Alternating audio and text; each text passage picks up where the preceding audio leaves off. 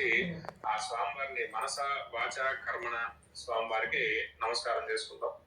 ఏడుకొండలవాడ వెంకటరమణ గోవింద గోవింద. ఈ విధంగా ఆ దీపాలన్నీ కూడా స్వామివారికి చూపించి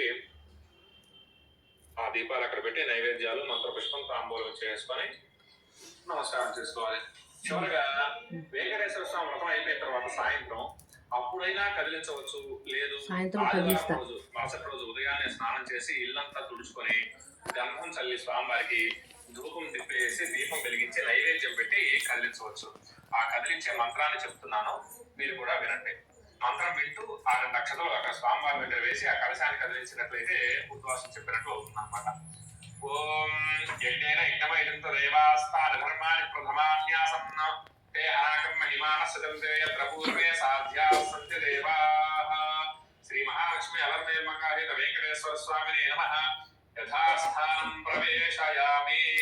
2 అక్షతలు వేసి ఆ కలశం మీద ఆ కలశాన్ని ఓం అనుకుంటూ